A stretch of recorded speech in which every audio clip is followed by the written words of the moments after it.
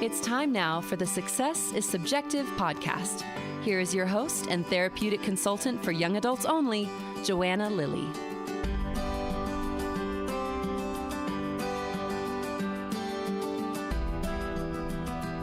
Hi, and welcome to the show. If you're new here, I'm glad to have you. This podcast was formed to collectively build a bank of stories from normal people sharing their non-linear paths. Unfortunately, social media paints a narrow picture of what success looks like, so I'm doing my best to spread the news that changing course is common, and you don't have to know what you want to do the rest of your life at 18. If you're a parent worried about your young adult and whether their path is leading them to success, you're in the right place. I'm a therapeutic consultant who works with young adults to connect them with resources that'll help them get back on a better path. So if you're curious, let's chat. You can schedule a free consultation through my website, which you can find the link for in the show notes. Today, my guest is Kade Matthews. Kade is the father of two amazing boys. He's a committed psychotherapist, a trustworthy friend, a loving son, and someone that is passionate about helping and supporting others. Kade enjoys playing the guitar and writing music, and poems are his therapy. Additionally, hanging out with friends, laughing, snowboarding, canyoneering, mountain biking, and being outside in nature are also things that he identifies as activities that bring him joy. Throughout the years, he has had many opportunities to support many that are struggling to manage the day-to-day. His life goal is to always have open ears and provide a non-judgmental healing space for individuals that are experiencing difficulty. Let's not wait any longer. Here's Kade. All right, Kade, welcome to the podcast. Hey, thank you for having me.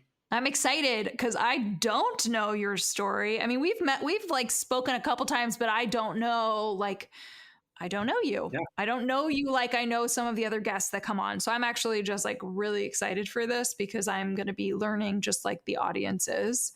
So let's go ahead and just dive right in. Why don't you tell our listeners where did you actually grow up, right? Where did you spend your childhood? And then what was the information that you were receiving about what you were supposed to be doing after high school? Okay, perfect. Yeah, I'm from northern Utah, in a city called Orem, Utah.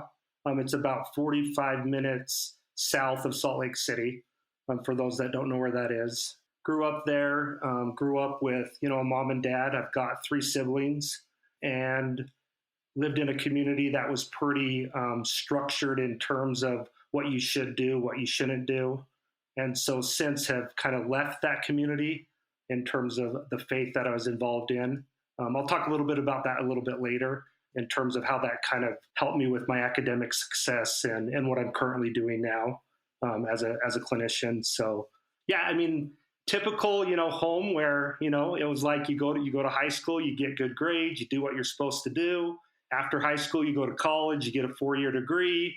If you can get through that, then you ultimately can get a graduate degree and move on and hopefully make, good money to support a family, get married, have kids, just kind of that kind of structural, way of living. This is what you're supposed to do versus maybe what you want to do. So, all right, now I'm just chomping at the bit. What did you want to do / what did you do? Yeah. So, I mean, for me, it was one of those things like, hey, I'm going to be 18 soon. And, I basically looked at my parents and I said, I want to be on my own, and my parents are like, this is what it needs to look like. And I'm like, no, it doesn't. And so I was that typical, defiant young adult, basically telling my parents where to go and how to get there. At that time in my life, I was working for a landscape company. And in my mind, I was going to go do landscaping. I was going to be able to be successful. And I left my home at age of 18.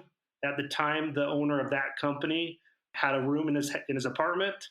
And I literally slept on the floor. And that didn't last very long. So I had an opportunity to move up to Salt Lake and kind of work in the food industry. And so I moved up there, which honestly wasn't the best decision. I was making some pretty not so good choices, got myself into some trouble. And then that faith that I was talking about earlier kind of came back online, and I served what they call basically a humanitarian aid mission in New Jersey, which was an eye-opener for me. A little bit different than Utah, right? But it was a good experience because when I was young, when I was sitting in class, I always struggled academically, right? And so that kind of structural, go to college, do all these things, that seems so out of what I felt like I could accomplish, right? So what happened is it increased the self-esteem issues, et cetera. I was that kid that was really good with relationships, but had a hard time focusing on what the teacher told me. And so that idea of getting a 4-year degree, getting a master's degree, a potential doctorate degree was just way out of I can't even sit in a little high school class, let alone, do that. And so I tried to go the different route. So this humanitarian aid thing I went on, it kind of built confidence within me because I served a Spanish area and I learned Spanish. And so I'm like, hell, if I can learn Spanish, then I can, do something with my life, right? So I served that 2 years. I came back, was like, I need to go to college. Oh, sorry, I missed a piece. So when I was 18, when I got out of high school, I started at UVSC, which was Utah Valley State College. It's UVU now, Utah Valley University. Okay. I lasted not even a semester and I dropped out. But during that, the faith that I was a part of back in the day, that I'm no longer part of, going on that humanitarian aid, built some confidence within me that I could do it, right? And so when I got back, I went back to college, and I wanted to be a nurse because I wanted to help people, because that's what I just did for, some years of my life. Yeah. And then right after that service mission, I got a job at a residential treatment center for adolescents. And I was like, what is a master's level therapist? I thought you had to have a doctorate degree to be a therapist. Because when I was a kid, I went to psychologists and psychiatrists because I couldn't stay focused in class. And so something was wrong with me, right? And at that time, I wanted to be a clinical psychologist for children. But I was like, there's no way I can get a doctorate degree, right? I'm not smart, right? I can't do this. I can't even sit in the classroom. So when I was working at this treatment center, it was pretty cool because I met these master level therapists. And even though it was going to take a lot of education and going to class and all those things, being a therapist taught me that a lot of the learning is hands-on. And I feel like I'm good. I feel like I'm good with that. Yeah. So that's kind of got me where I'm at today. So.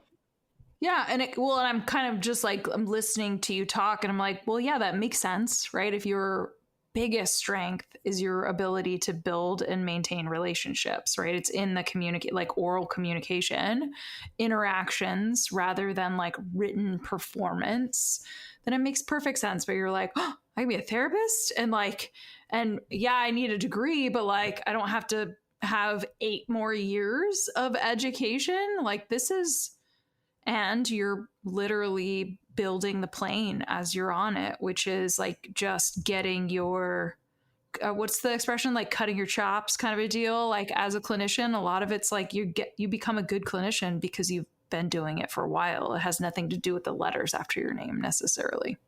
So even though I ended up doing kind of the academic way of, the success that I'm having now, it was a little bit of a different trajectory in terms of how I came about that. Because I was going to do, manual labor, just work it and do what I could. But that passion that was found when I was a young kid sitting across from a therapist and not feeling like they were really there to help me, I guess is the best way to put it. And kind of getting this label on me that says, you can't stay in class. You're always in trouble. You're always talking to your neighbor, because that's what I focused on. It's like the relationships are me. It gave me this opportunity to still do what I want and grow within that, I guess is the best way to put it. Yeah. All right. So you hinted at what you're doing now. So I want to get to that, but you started working in adolescent residential treatment. You got curious about getting a master's as a clinical professional. So lead us through to the journey to where you are now. Cause I don't even know geographically, like, was that adolescent treatment program in Southern Utah, or did you land back in the Orem area? Like, how did you end up migrating, not just professionally, but geographically to where you are now? So when I was at the adolescent treatment center, right after I got home from that service that I participated in, I was just a staff at the residential treatment center. I started to talk to these master level therapists. So at the time I was going to UVU or UVSC at the time, Utah Valley University now, and I started taking classes in social work. And then when I did that, I ended up getting a bachelor's degree with behavioral science with the emphasis in social work. And then once I finished that, I went to the U of U to get my MSW. And then right after I finished college at U of U, I got a job at an adolescent treatment center in southern Utah, where I was a therapist, an assistant clinical director, and a clinical director. So there. Okay, for a long time. But now you don't work in adolescent treatment anymore. No. Okay, so let's do the shameless plug. Where are you now and what are you doing? Okay, so I'm currently it's called At the Crossroads. It's an adult program here in southern Utah in St. George, Utah. And I'm currently the clinical director. And honestly, I love my job. Earlier on, as we were discussing, it's hard for me to focus. And one of the things that this job allows me to do is get out with the students and interact with them, which I feel like I'm really good at. Therapy is different. We don't do a lot of therapy in the office. We're out engaging, taking them to job interviews, those types of things. And so it meets my personality and my skill set. And so I'm just really appreciative of the current setting that I'm in. Yeah. I'm also just thinking, as a consultant that has had young adults that have gone to At the Crossroads and been a participant over the years, that I am going on a limb. So you correct me if I'm wrong, but I'm kind of like hearing a little bit of the translation of your own experience as a, 18 to 22-year-old, and like some of the self-esteem, some of the academic experiences, just like the need for literally in vivo, right? Like I need support right now. I don't need you to put a piece of paper in front of me. Like that's just going to reinforce whatever narrative I have in my head that I'm not good enough. Your personal story to me feels like that is often, and again, I'm saying, please correct me if I'm wrong, that is like the ATC student. Yeah. And Joanna, you hit the nail on the head. And, that's why I think, honestly, Energy has just brought, Kade and ATC together, which I think it gels well. The way that I approach clinical services, therapy, those types of things, the way that I approach people in general, it gives me a venue to do that on a day-to-day basis, outside of just my own life, but to influence these kids that I resonate with so closely with things that they're struggling with. Okay, so having heard all of this, like your own story leading to where you are now, I'm going to ask you this very loaded question because I ask every single guest. Do you see yourself as successful? I do. I feel like I'm successful. Sometimes we measure success off of what we make a year, right? I tend to look at it a little differently. I tended to look at that from a perspective of what am I doing every day? What kind of influence am I having on people? What kind of influence am I receiving? And so when I think of success, there's academic success, there's financial success, there's relationship success, there's your own self-success, how you feel about yourself. And honestly, I feel like I'm in a really, really good place in all those areas due to the experience, the narrative that I've gone through. It's interesting. I share this story and I didn't know if I was going to share it today or not, but I think it goes along with what we're talking about. When we talk about that structured way of becoming successful academically, et cetera, right? I've got a 21-year-old son. His name's Kellen, love him to death. And he struggles a lot like I do academically, but he wanted to be an engineer.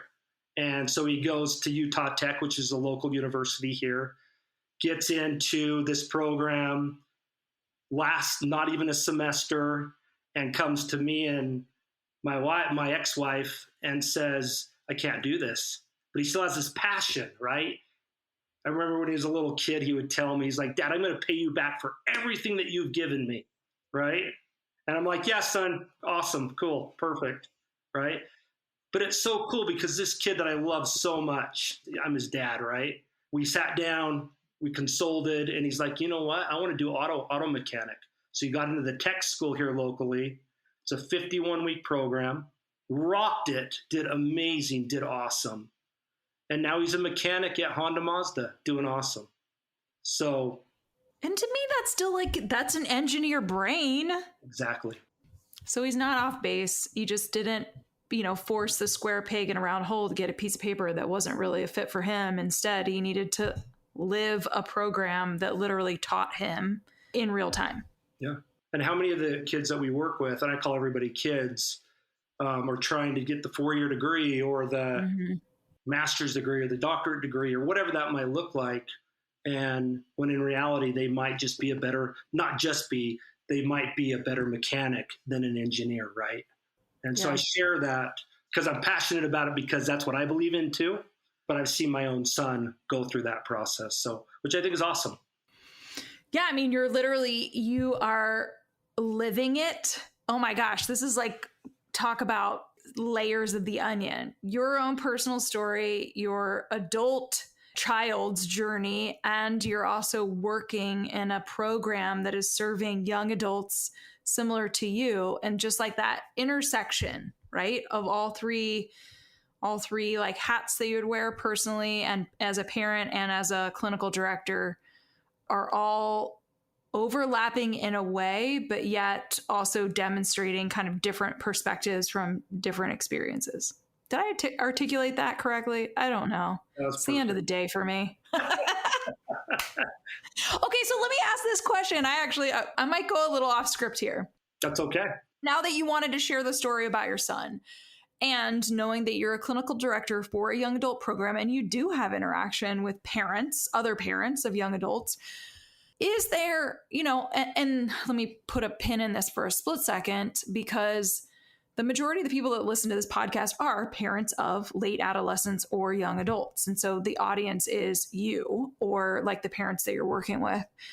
Is there another theme or a piece of advice? I mean, I don't want to pigeonhole it. I want to kind of leave it open-ended, but I just want to put the hey, put the parent hat on. What can you share that maybe you haven't already shared that would be important for the audience to hear? Yeah, I appreciate that. Can I use another experience with my same son? Yeah. Because I think as a parent to a young adult child, and even when they're adolescents or latents or, younger, et cetera, we tend to want to tell our kids what to do, how to do, when to do, which is exactly what my parents did. Sorry, mom and dad, but it's the truth. That's exactly what they did, right? Because I'm sure I'll pass this to my mom and dad so they can listen to it too, right? And the great advice that I'm going to give them, right? So, but it's one of those things where it's like my son, out of auto school, he got an opportunity to refabricate Sprinter vans. And so he's not really doing a lot of mechanics, but he's learning so many more skills. And that job comes to an end because they didn't need his services anymore. And as that parent, so you ask the advice, as that parent, my pain for my son losing his job comes online. And what am I doing? I'm sending him Indeed apps and everything you can think of, just one after another. I'm the therapist. I'm the clinician that's teaching this, right? And you know what my son does? He texts me. He says, Dad, why are you doing this? And I'm like, what do you mean, why am I doing this? He's like, I've got 2 interviews on Monday with Nissan and Honda. And I'm feeling pretty confident that I'm going to get the job. So to answer that question, or the advice that I give is don't let your own pain or suffering or your own expectations get in the way of your child. They're smart. They're going to figure it out. So we talk a lot about being a consultant, not a manager. I like that.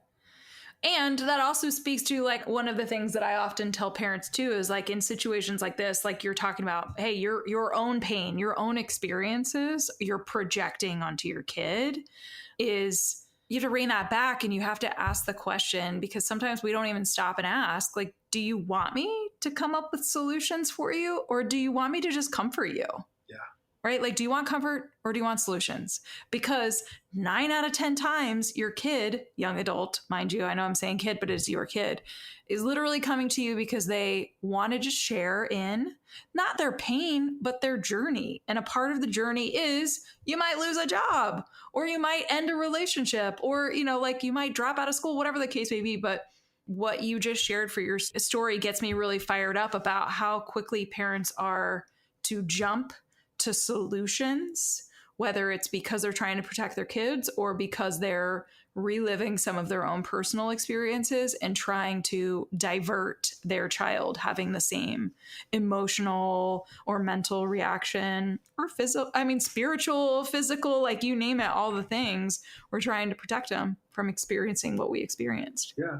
Well, and as a dad and also just a human, like having enough trust with my son that he felt comfortable enough to say, Dad, why are you sending this to me?